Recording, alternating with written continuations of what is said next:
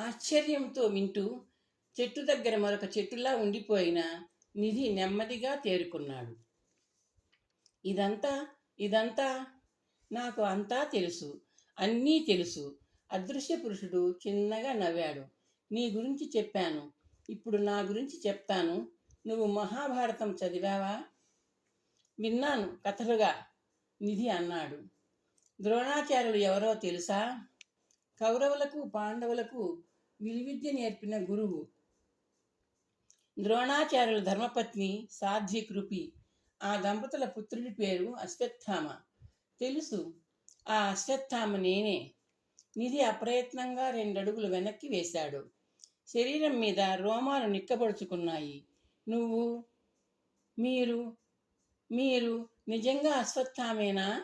సందేహం ఎందుకు? మీరు మీరు ఇంకా ఈనాటికి అర్థమైంది నాయన. జీవించే ఉన్నాను, కలియుగాంతం వరకు జీవించే ఉంటాను. ఓహ్, అప్పటి వరకు జీవించడం మీరు పొందిన వరమా ఆర్య? కాదు, శాపం. శాపమా? నిధి కంఠంలో ఆశ్చర్యం ధ్వనించింది. అవును, శ్రీకృష్ణుడి శాపం. భారతం విన్నాను అన్నావు, మర్చిపోయినట్టున్నావు. విను. నేను చీకటి రాత్రిలో గాఢ నిద్రలో ఉన్న ఉపపాండవులను, ద్రౌపదీదేవి సంతానాన్ని నరికి చంపివేశాను. శ్రీకృష్ణ పరమాత్మ, వేదవ్యాస మహర్షి నన్ను మందలించి నా శిరోరత్నాన్ని ధర్మరాజుకు ఇప్పించి వేశారు.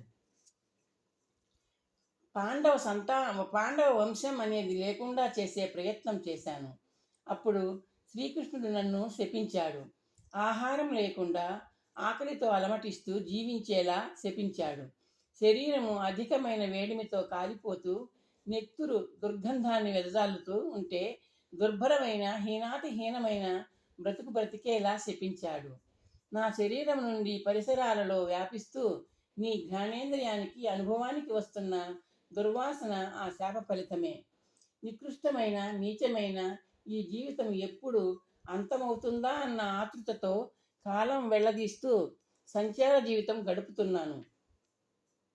మనశ్శాంతి కోసం మహాభారత ప్రవచనం ఎక్కడ జరిగితే అక్కడ ఈ అదృశ్య రూపంలో శ్రవణం చేస్తూ ఉంటాను.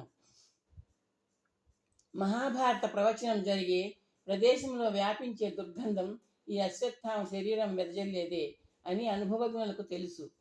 అంతసేపు తనలో వ్యాపించిన ఆశ్చర్యము, ఆందోళన, ఒక విధమైన భయము మెల్లగా అంతరించిపోతున్నట్టు గ్రహించాడు నిధి.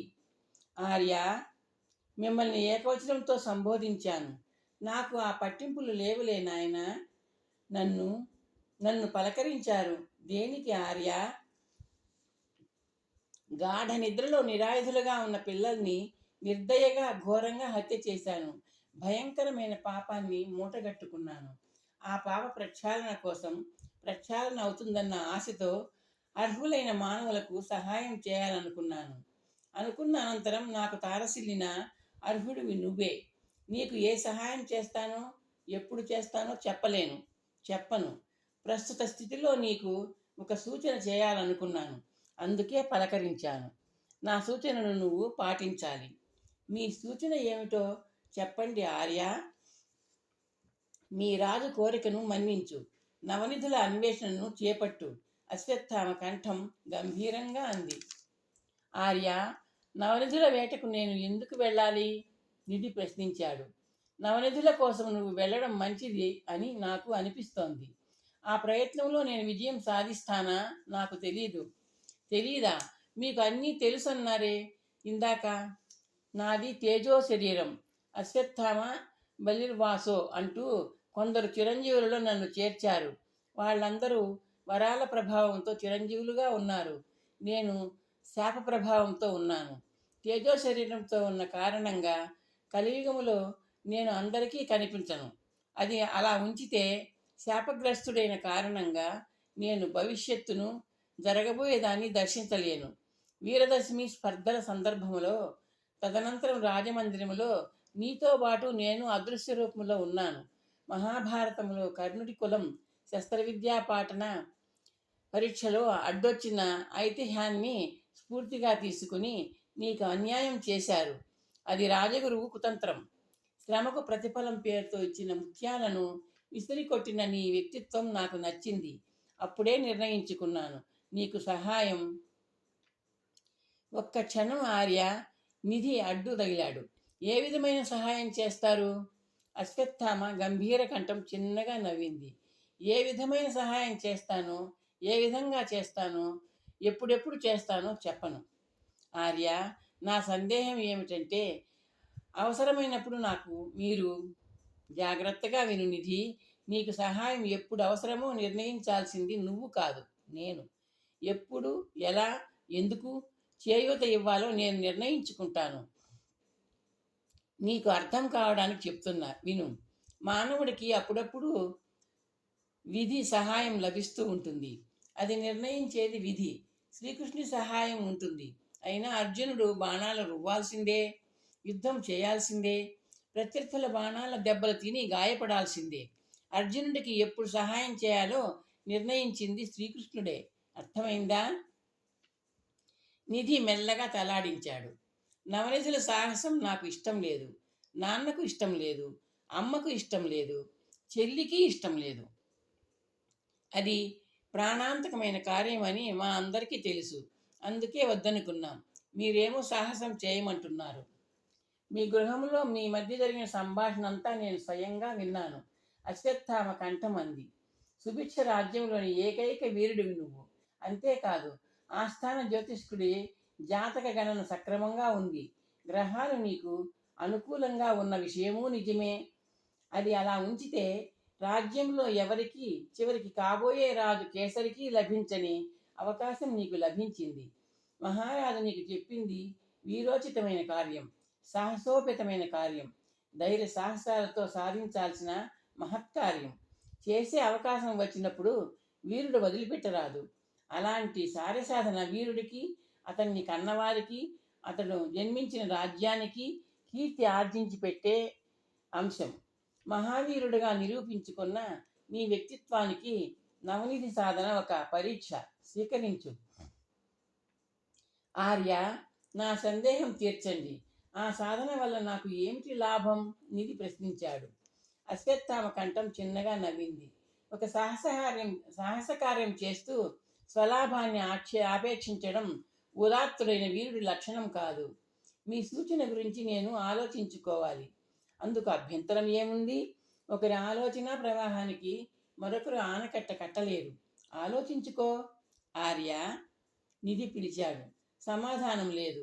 అశ్వత్థామ అదృశ్య రూపం దూరంగా వెళ్ళిపోయినట్టుంది. అంతసేపు లీలగా అక్కడ వ్యాపించిన దుర్గంధం కూడా వెళ్ళిపోయింది. నిధి బరువుగా నిట్టూర్చాడు. జరిగినదంతా నిజమా, తన భ్రమ? నిజానికి మహాభారతంలోని అశ్వత్థామ పాత్రే తనకు ఏమాత్రమూ గుర్తులేదు. గుర్తే లేని ఒక పాత్రను ఆధారంగా చేసుకుని తమ భ్రమకు లోను కావడం ఎలా?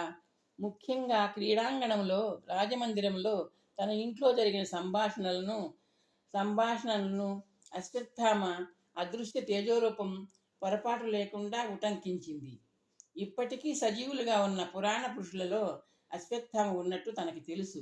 అశ్వత్థామ తనను పలకరించడమే అంతులేని ఆశ్చర్యానికి గురి చేస్తోంది. అది భ్రమ కాదు. రామాయణ ప్రవచనం జరిగే చోట ఆంజనేయ స్వామి, మహాభారత ప్రవచనం జరిగే చోట అశ్వత్థామ ఉంటారని తను విని ఉన్నాడు. భారత ప్రవచన ప్రదేశంలో వ్యాపించే దుర్గంధమే అశ్వత్థామ ఉనికిని నిర్ధారించే అంశం అని పెద్దలు చెప్పుకుంటూ ఉంటే తాను విన్నాడు. అశ్వత్థామతో ముఖాముఖి తన భ్రమ కాదు, భ్రాంతి కాదు, అది నిజం. నిధి ఆలోచిస్తూ బిల్వవృక్షం దగ్గర నుంచి కదిలాడు. నవనిధుల కోసం చేసే ప్రయత్నంలో తనకు విజయం లభిస్తుందని మాత్రం అశ్వత్థామ చెప్పలేదు. జరిగిన సంఘటనల్ని మాత్రం చెప్పగలుగునన్నాడు. ప్రయత్నం చేయాలి, వీరుడు సాహసం చేయాలి అనే ప్రబోధం మాత్రం చేశాడు. అందుకు అర్జునుడిని ఉదహరించాడు. ప్రయత్నం చేయమని ప్రబోధించడంలో తనకు తెలియని పరమార్థం ఏదైనా ఉందా?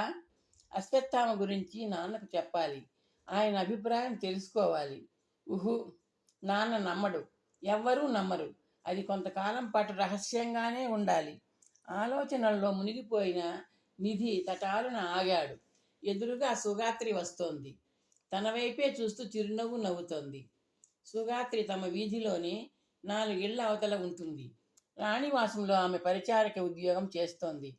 రాణివాసం ఆమెకు బహుకరించిన నగలు సాయంకాలం ఎండలో తడుక్కుమంటున్నాయి. సుగాత్రి తనకంటే పెద్దది. నిధి అంది సుగాత్రి దగ్గరగా వస్తూ.